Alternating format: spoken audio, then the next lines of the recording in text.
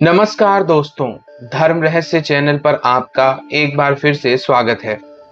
आज कुछ प्रश्न साधक महोदय द्वारा पूछे गए हैं, उन्हीं को पढ़ते हैं और जानते हैं उनके उत्तरों के विषय में। तो पहला प्रश्न पूछा है कि कोई व्यक्ति जिसने अप्सरा साधना कर रखी हो, वर्तमान में भी वो अगर अप्सरा के प्रत्यक्ष दर्शन के उद्देश्य से अप्सरा के मंत्रों का जाप कर रहा हो तो क्या वह व्यक्ति यक्षिणी की साधना कर सकता है? यक्षिणी की साधना अगर घर में रहकर की जाए तो इससे घर वालों के ऊपर कोई समस्या तो नहीं होती। यक्षिणी की प्रत्यक्ष दर्शन कितने दिन में हो जाते हैं? क्या यह साधना अगर गुप्त नवरात्रों में की जाए तो यक्षिणी इस बीच दर्शन दे सकती है? सबसे जल्दी कौन सी यक्षिणी सिद्ध होती है और दर्शन देती है? सबसे सौम्य यक्षिणी कौन सी है? क्या यक्षिणी और अप्सरा दोनों एक की साधना एक साथ कर सकते हैं? यदि नहीं तो क्यों?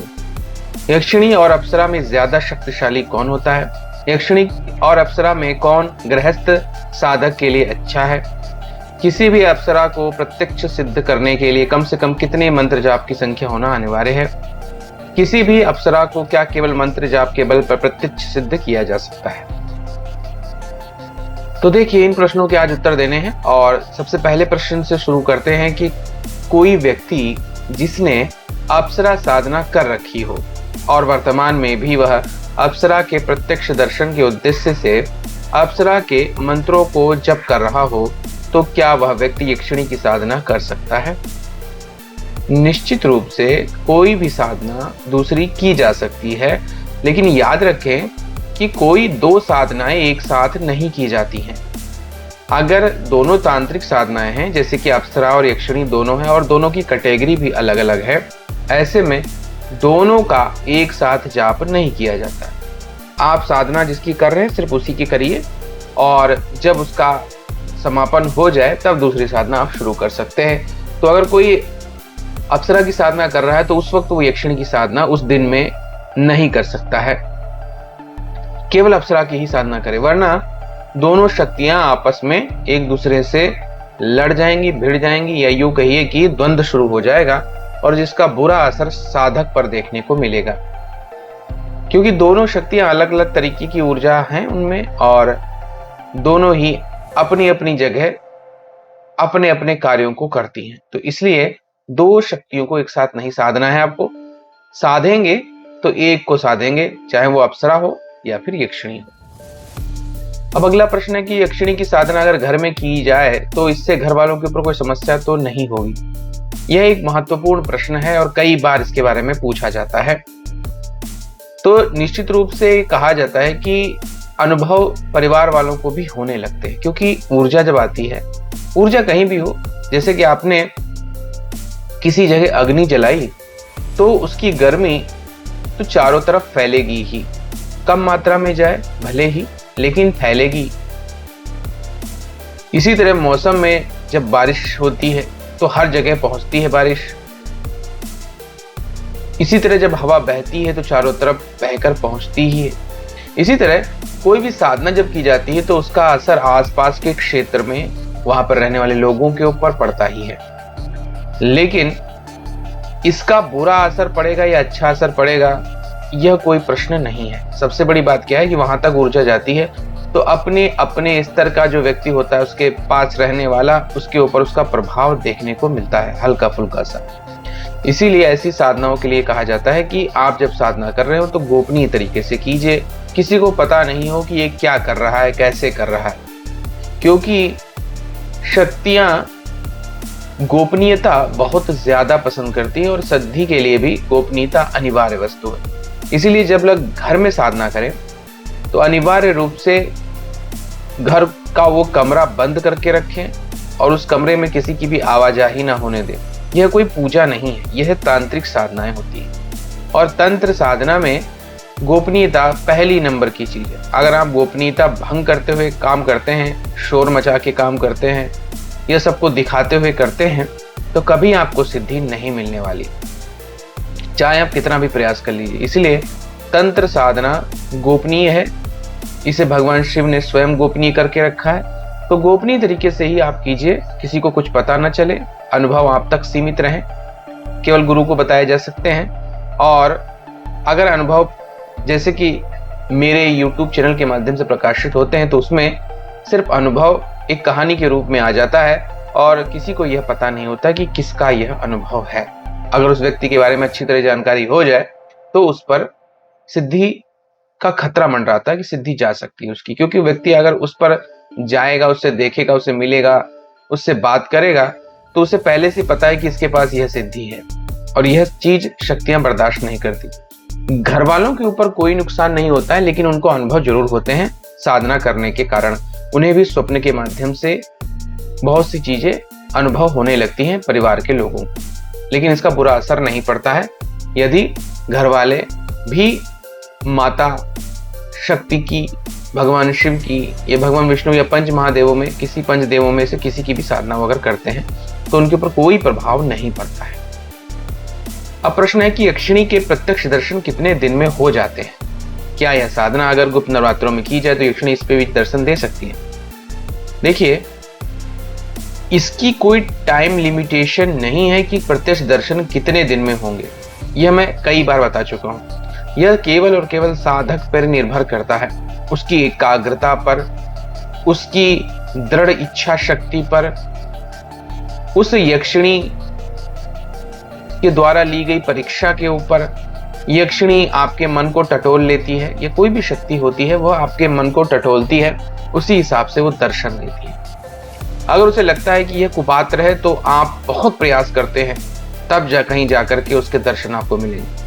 अगर उसे लगता है कि यह पूरी तरह सुपात्र है, बहुत अच्छा इंसान है, तो वो बहुत जल्दी दर्शन दे देती है। कुछ लोगों को तो अनुभव एक दिन में हो जाता है, कुछ लोगों को घंटों में हो जाता है और कुछों को वर्षों लग जाते हैं। तो इसका कोई लिमिटेशन नहीं है, क्लियर।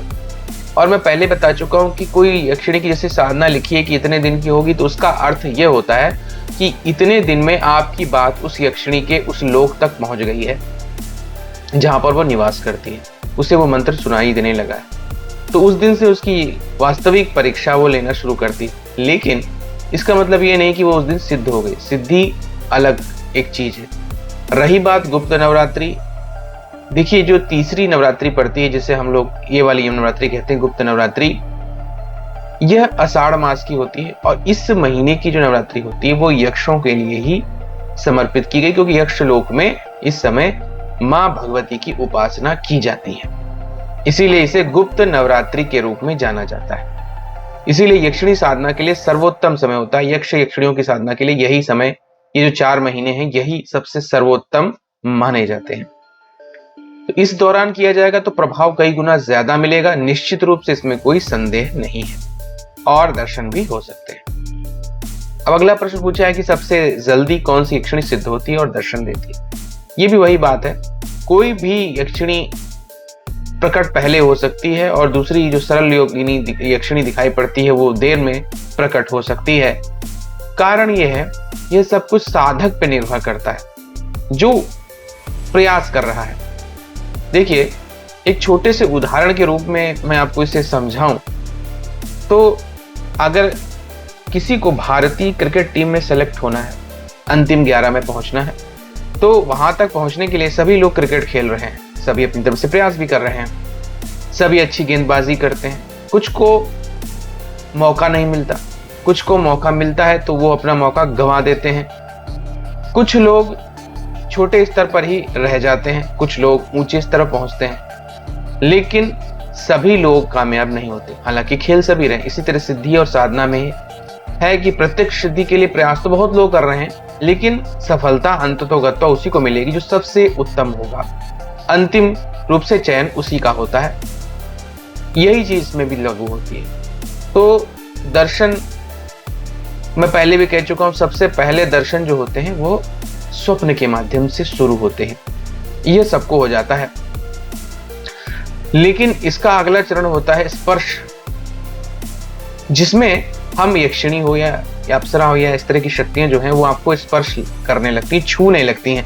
तो छूने का एहसास होता है और पूरा स्पष्ट एहसास होता है। जैसे कोई आपका हाथ पकड़ता है, वैसे ही अगर वो आपका हाथ पकड़ेगी तो आपको पूरा आभास हो। उसके बाद फिर झलक आने लगती है। झलक में मतलब आपको कुछ सेकंड के लिए दिखाई देना। उसके बाद फिर स्पष्ट दर्शन होने लगता है। स्पष्ट दर्शन के बाद में फिर आपकी बातचीत भी शुरू हो जाती है। उसके बाद आप जब सिद्धि के और ऊपर स्तर पर पहुंचते हो तो फिर वो शक्ति आपके साथ सजीव प्राणी की तरह रहने लगती है। तो इसी तरह पूर्ण सिद्धि होती है, इसको हम लोग पूर्ण सिद्धि के रूप में देखते हैं, जब शक्ति आपके साथ रहने लग जाए। तो ये कई सारे स्तर हैं। तो दर्शन कैसे होंगे, किस तरह होंगे? शुरुआत सपनों से होती है, स्वप्न माध्यम से, क्योंकि स्वप्न में आपका सूक्ष्म शरीर जागृत रहता है, बाकी शरीर के सारे अंग, सारी इंद्रियां जितनी हैं सब सो जाती हैं। आपकी आंख बंद है, आपकी केवल आप श्वास ले रहे हैं, उसके अलावा आपके शरीर से सारा संपर्क आपका कट जाता है। तो शरीर से जैसे संपर्क कटा, आपका सूक्ष्म शरीर जागृत हुआ, ऐसे में शक्ति को दर्शन देने में कोई तकलीफ ज्यादा नहीं होती। अब अगला प्रश्न है कि सबसे सौम्य यक्षिणी कौन सी है? सौम्य यक्षिणियों में 8 प्रकार की यक्षिणियों को बताया गया है जो सौम्य होती हैं। वैसे ज्यादातर सभी यक्षिणियां उग्र स्वभाव की होती हैं, लेकिन 8 लोगों के नाम हम पहले से जानते हैं। लगभग सारी यक्षिणियां सौम्य यक्षिणियों की श्रेणी में आती हैं। उनमें भी 2 यक्षिणियां जो बहुत ही सौम्य मानी जाती है, उसमें रतिप्रिया यक्षिणी, अनुरागिणी यक्षिणी, यह ज्यादा सौम्य यक्षिणियां मानी जाती हैं। दोनों ही प्रेम और भोग की प्रतीक है। अब अगला प्रश्न आपने पूछा है कि क्या यक्षिणी और अप्सरा दोनों की साधना एक साथ कर सकते हैं? यदि नहीं तो क्यों? इसका उत्तर मैं पहले भी दे चुका हूं कि 2 शक्तियों की उपासना एक साथ नहीं की जा सकती है। अगर आप ऐसा करते हैं तो दोनों में द्वंद्व शुरू हो जाएगा, क्योंकि चाहे यक्षिणी हो चाहे अप्सरा हो, आपने जिसको पुकारा वो आपके साथ आई, आपसे जुड़ी, आपसे उसका प्रेम संबंध हो रहा है, चाहे किसी भी रूप में हो, तो दूसरे को वो आपके ऊपर आपकी शक्ति के रूप में बर्दाश्त नहीं करेगी। इसीलिए 2 अप्सराओं की और यक्षिणी की साधना या 2 भिन्न भिन्न कैटेगरी शक्तियों की साधना एक साथ नहीं की जा सकती है। स्पष्ट रूप से इसे समझ लीजिए। तीसरी, अब अगला प्रश्न पूछा गया कि यक्षिणी और अप्सरा में ज्यादा शक्तिशाली कौन? इसके बारे में मैं पहले भी बता चुका हूं। निश्चित रूप से कुछ विशेष अप्सराओं को छोड़कर ज्यादातर निश्चित रूप से यक्षिणी ही ज्यादा शक्तिशाली होती है। यक्ष लोग अपनी शक्ति के लिए जाना जाता है, क्योंकि अप्सराओं से कहीं अधिक ये उपासना करते हैं। देखिए, जब ब्रह्मा जी ने रचना की थी तो अप्सराओं और गंधर्वों इत्यादि को जो है स्वर्गलोक दिया गया था, यक्षों को यक्ष लोक दिया गया, राक्षसों को राक्षस लोक या नीचे के पाताल लोगों की ओर उनको दिया गया। तो यक्ष लोगों को ने स्वीकार किया कि हम यक्षण करेंगे, राक्षसों ने स्वीकार किया हम रक्षण करेंगे। यानी जो राक्षस हैं वो रक्षण करेंगे, मतलब रक्षा का कार्य करेंगे। वो एक प्रकार से शक्ति का स्वरूप है, तो वो उनके पास शक्तिशाली शक्तियां सबसे ज्यादा होती हैं। यक्षण का मतलब होता है आप पूजन कर रहे हैं, पूजन करने के साथ उनके पास इसीलिए कई तरह की दिव्य ऊर्जाएं, शक्तियां, जादुई शक्तियां, सिद्धियां, यह सारी उनके पास उपलब्ध हो जाती हैं। इसीलिए यक्षिणी अप्सरा से ज्यादा शक्तिशाली होती है। अप्सरा केवल प्रेम, सौंदर्य, भोग इत्यादि देने की शक्तियां और उसी तरह की ऊर्जाएं वो रखती है, लेकिन यक्षिणी दिव्य रसायन, विभिन्न प्रकार की जादुई शक्तियां और विभिन्न प्रकार की तांत्रिक शक्तियां देने की क्षमता रखती है। पृथ्वी लोक से भी निकट यक्ष लोक होता है, इसीलिए यक्षिणी या यक्ष ज्यादा शक्तिशाली होते हैं और इनकी क्षमता भी बहुत ही ज्यादा होती है। कुछ शक्तियां बहुत अधिक शक्तिशाली हैं। आपने देखा होगा देवी की उपासना में या देवी के साथ में या देवताओं के साथ में उनके सेविका शक्तियों के रूप में अधिकतर यक्षिणी, योगिनियों इत्यादि का नाम आता है, अप्सराओं का नाम कम आता है। इसीलिए क्योंकि वह शक्ति का प्रतीक है, ये सब शक्तिशाली होती हैं। तो निश्चित रूप से ये जान लीजिए कि यक्षिणी अप्सरा से कहीं ज्यादा शक्तिशाली शक्ति है। अब अगला प्रश्न पूछा है कि यक्षिणी और अप्सरा में से कौन एक गृहस्थ साधक के लिए अच्छी है? देखिए, गृहस्थ साधक 2 तरह की चीजें हैं। अगर वह गृहस्थी किसी स्त्री के साथ बसा चुका है, पत्नी के रूप में उसके पास पत्नी है, तो फिर उसके लिए अप्सरा ज्यादा उपयुक्त होगी, रहेगी, क्योंकि उसे प्रेम, भोग, सौंदर्य इत्यादि जो बेसिक चीजें हैं जो वो पत्नी से प्राप्त करना चाहता है, यह अप्सरा के माध्यम से उसे प्राप्त होगी।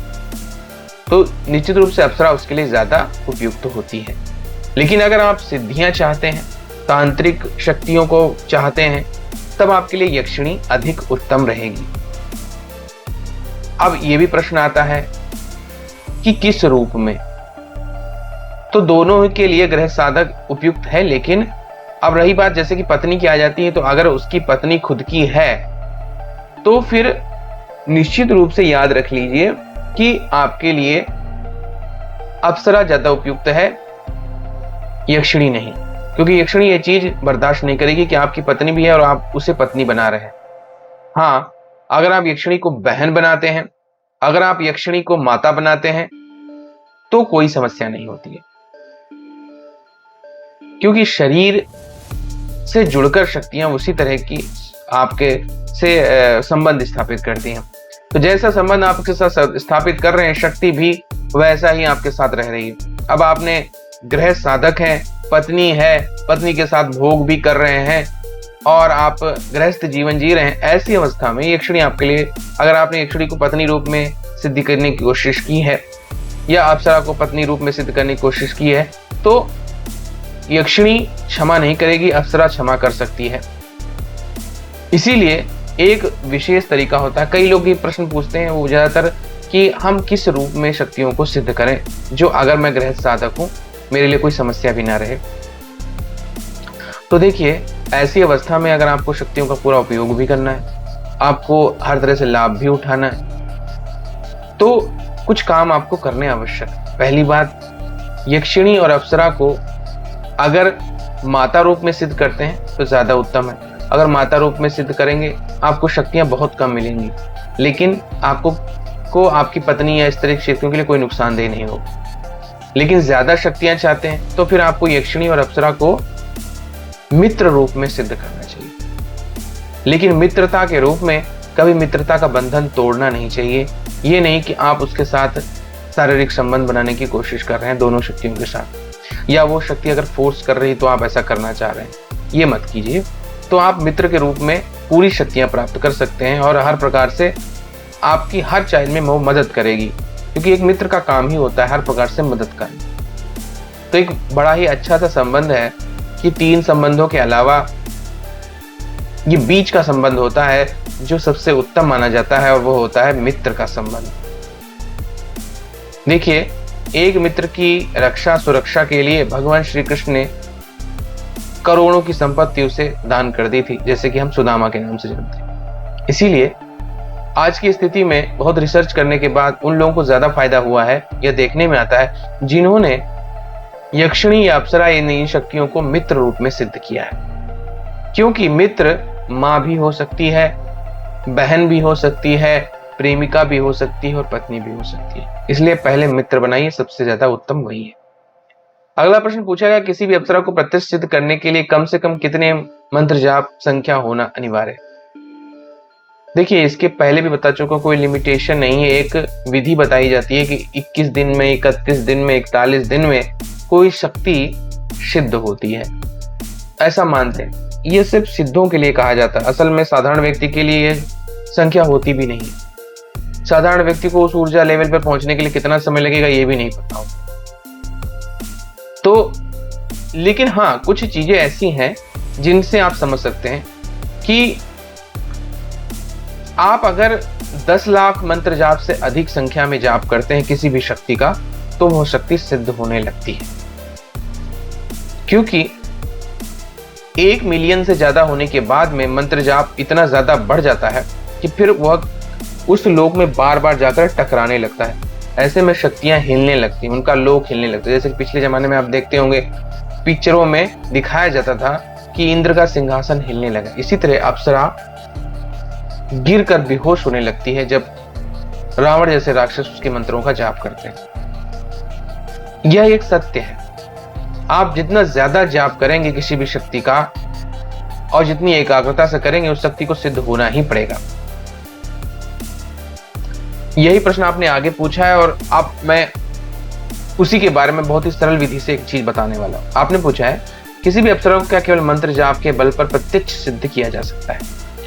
बिल्कुल, यह बिल्कुल संभव है कि आप किसी भी अप्सरा को, किसी भी यक्षिणी को, किसी भी योगिनी को, भैरवी को या किसी भी बड़ी शक्ति को आप केवल मंत्र जाप के बल पर प्रत्यक्ष सिद्ध कर सकते हैं।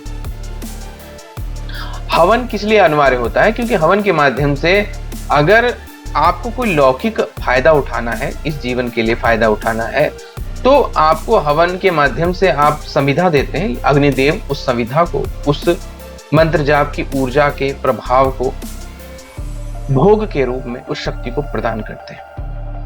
अब उस भोग को जब उस देवी या देवता को भोग मिल जाता है, तो उस भोग की ऊर्जा सीधी जब मिलती है, तो उसका वो प्रभाव के रूप में आपको उसकी इच्छा अनुसार, साधक की इच्छा अनुसार उसको फल देने की क्षमता उनके अंदर आ जाती है। इसीलिए हवन को अनिवार्य माना जाता है। अगर लौकिक साधना है, लौकिक लाभ उठाना है आपको, यानी इस जीवन के लाभ उठाने, प्रत्यक्ष सिद्धि का मतलब ये नहीं कि आप प्रत्यक्ष सिद्ध तो हो गए लेकिन वो अब सब काम कर देगी।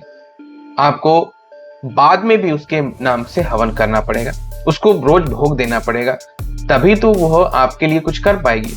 वरना आपसे सिर्फ सामने आके कोई चीज खड़ी हो जाए जो शक्ति विहीन हो, आपसे बातचीत ही करे सिर्फ, तो वह फायदा तो आप उसका कुछ उठा नहीं पा रहे। इसीलिए हवन इत्यादि भी अनिवार्य वस्तुएं मानी जाती हैं। किसी भी साधना में हवन करना चाहिए, सिद्ध करने के बाद भी और सिद्ध करते रहने के दौरान भी। मंत्र जाप के बल पर किसी भी शक्ति को प्रत्यक्ष सिद्ध किया जा सकता है, इसमें कोई भी संदेह नहीं है। एक बड़ी ही सरल सी बात है, अगर कोई व्यक्ति यह सोच ले कि मुझे इस शक्ति को सिद्ध करना ही है, छोटी शक्ति से शुरुआत करे, मान लिया कोई भूत प्रेत योनि की शक्तियों से शुरू कर रहा है, या अप्सरा है, योगिनी है, यक्षिणी है, भैरवी है, अगर वो मंत्र जाप लगातार उनका करता चला जा रहा है और अगर मंत्र जाप करोड़ों में पहुंच गया, तो भी वह शक्ति प्रत्यक्ष सिद्ध हो जाएगी। किसी प्रकार की किसी चीज की आवश्यकता ही नहीं है। यह एक वास्तविक सत्य है, क्योंकि जब मंत्र जाप संख्या बहुत ज्यादा हो जाती है, तो फिर उस शक्ति को सिद्ध होना ही पड़ता है, उसके पास कोई विकल्प ही नहीं रह जाता है। उसकी ऊर्जा आपके शरीर में इतनी ज्यादा भर जाती है कि फिर उसको आपके शरीर में आने, आपको प्रत्यक्ष दर्शन देने, आपको दिखाई देने इत्यादि की सारी चीजें उपलब्ध हो जाती है। आपने मंत्र जाप किया, मंत्र जाप किया, मंत्र जाप किया, इतना अधिक मंत्र जाप किया कि आपके अंदर, आपकी आंखों के अंदर वह मंत्र विद्यमान है। अब उसकी वजह से जो चीज आपको दिखाई नहीं दे रही है, वो आ तो जा रही है लेकिन दिखाई नहीं दे रही थी, अब वो दिखाई देना शुरू हो जाती है। आपकी आंखों के अंदर ऐसी ऊर्जा पैदा हो जाती है जो उसको स्पष्ट दिखाई देने लगता है कि सामने कौन सी वस्तु है। ठीक वैसे ही इसी को हम दिव्य चक्षु कहते हैं, दिव्य चक्षु खुल जाना। उस शक्ति के लिए दिव्य चक्षु खुल जाते हैं, और फिर शरीर जब खुल जाता है उसी शक्ति के लिए, तो फिर एहसास होने लगता है। तो वो शक्ति आपको गले लगती है तो आप पूरा एहसास उसका कर सकते हैं, क्योंकि आपके अंदर वही ऊर्जा विद्यमान है, क्योंकि उसके मंत्रों का बार बार लगातार बराबर आप जाप करते चले जा रहे हैं। तो अगर कुछ नहीं आता साधक को और उसने ठान लिया है कि मुझे इस शक्ति को सिद्ध करना है, तो गुरु मंत्र दीक्षा ले व्यक्ति, गुरु से आज्ञा ले ले और फिर तंत्रिक साधना शुरू कर ले। उसके बाद उस मंत्र का किसी भी अप्सरा, यक्षिणी, योगिनी का मंत्र जाप करता चला जाए, करता ही चला जाए, करता ही चला जाए, चाहे उसे वर्षों लग जाए। अगर वो इस तरह करता है तो इसमें कोई संदेह नहीं कि वह शक्ति प्रत्यक्ष हो जाएगी उसके सामने एक दिन, और पूरी तरह से साक्षात हो जाएगी। यह सबसे सरल विधि है, लेकिन इसमें समय बहुत लगता है। अगर सब्र है तो प्रत्यक्षीकरण किया जा सकता है और पूरी शक्तियां भी उस शक्ति की प्राप्त की जा सकती है। तो ये थे आज के कुछ प्रश्न, आप सभी को पसंद आए होंगे। तो अगर आपको यह वीडियो अच्छा लगा है तो लाइक करें, शेयर करें, सब्सक्राइब करें। आपका दिन मंगलमय हो। धन्यवाद।